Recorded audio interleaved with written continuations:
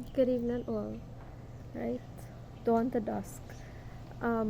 So today I want to discuss humility, the concept of humility, understanding humility. Right, what is humility? Being receptive. What is being receptive? What is being humble? Right. So humility, that concept from two angles I would like to discuss that from, right? First angle being humility through receiving consequence to action, right? So we perform certain actions, we get the result of it. Say, for example, we perform negative actions and receive a negative consequence to it. That is one of the ways in which we obtain a sense of humility. We humble ourselves before the creator, right? Humbling oneself before the creator, right? So humility can come from experience and consequence to choice, right? Consequences to your past behavior, your past behavioral patterns, right? That's one form humility can come in, recognizing, hey, that I was actually wrong in some of the choices that I have made in life, right? Recognizing that, hey, I am not a god, I am not a demigod, right? I am a human being. I've made past mistakes. I rectify those mistakes. I seek to rectify those mistakes. I would have made certain excesses or have had certain shortcomings in my past and in my present and may have in my future, right? I may have had certain excesses or shortcomings, right? And seeking rectification for those mistakes, right? Seeking um, forgiveness, for want of a better word, repentance, for want of a better word, rectification, whatever word you choose to use, right? Seeking that meaning, right? It is a means of humbling, saying, hey, in this situation, I may have been the wrong one, right? I may have spoken in certain ways that might have been a little bit too offensive, regardless of.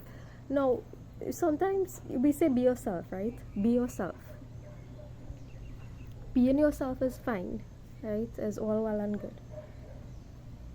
And not caring about offense is also good, right? Is also good. Is one of the ways we could actually live a fulfilling life. Fulfilling and pleasing life to oneself, right? So, one of the things that we are called to recognize is being a little bit more sensitive to how we approach certain situations or how we approach others, right? Not to say you want to change yourself, right? Because you are encouraged to be who you are, right? But in being who you are, you require a little bit of humility in recognizing how your words or the way in which you speak to others can impact on yourself,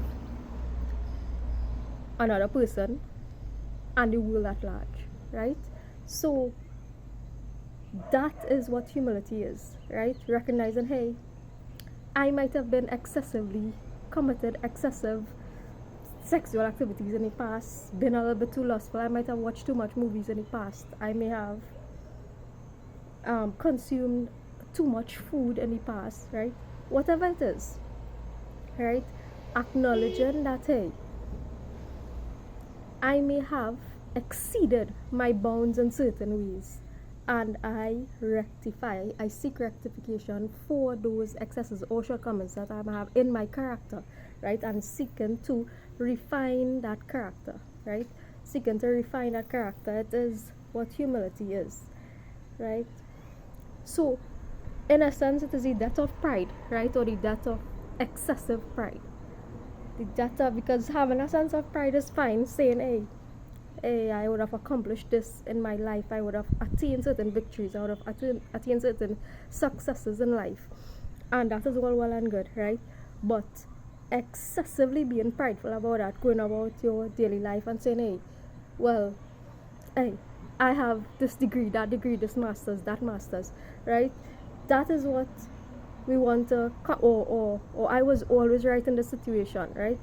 That's why we want to cut down that pride and being receptive, meaning when you receive information, knowledge that is different from that which you were brought up from, right? Different from that which you were brought up with, right? When you receive such knowledge, it is to give it a fair chance, right? Give the knowledge a fair chance to be tested, to be tried, right? The knowledge itself, right? The knowledge, give it a fair chance to explore. When I say to be tested, you explore the knowledge, right? You explore the knowledge. So I would have brought up the example in my video yesterday about the Quran, how I didn't read the Quran back when I was at Ashta, right? But I picked it up, and I've read it, right? I've read it and I'm reading it, right? And it brings, I don't know if to say new answers or new perspective on how we see life. So this is what we encourage to do. Even if you have a particular viewpoint and at the end you're not even going to change the foundation that you have, right? To encourage to see a situation or a circumstance from a different angle, right? Even if you are not going to change the foundation, right? Because you have already built a foundation for yourself and you have already established that foundation and seen how that foundation works for you and in the universe, right? So you are encouraged to, part of humility is seeing things from other people's perspective, right? Seeing a situation from other people's angle, right? Another the second angle of aspect of humility that I wanted to mention is spiritual humility. So what I talked about just now was humility in the material world, humility in the physical world, humility, right? You go about your daily life not being prideful, not being too boastful, right? Humility in the spiritual sense now, right? My God is better than your God, right? My God is higher than your God. That's the second aspect I want to bring this bring to the fore, right? Spiritual humility. What it means to be spiritually humble. My God is not better than your God, right? Being fair, being just, being equal, right? Being fair, being just, being equal, right? Because God himself, itself, because God is neither male, female, or not, is energy, right? God channels itself into various names, into various humans, it has the power if it wills, right? It has the power to manifest itself into human beings, right? And act out, right?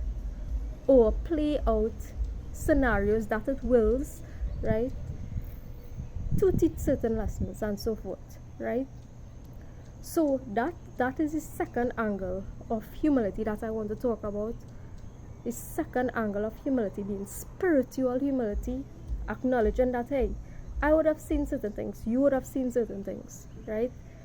In life, in possibly not only this material dimension, but existing elsewhere as well, right? And acknowledging that, hey, there is other possibilities, there exists other possibilities out there that we may not have previously considered, right? So those two aspects of humility is what I wanted to bring to the fore today. One, humility in the material sense. Two, humility in the spiritual sense, right? Take care until my next video.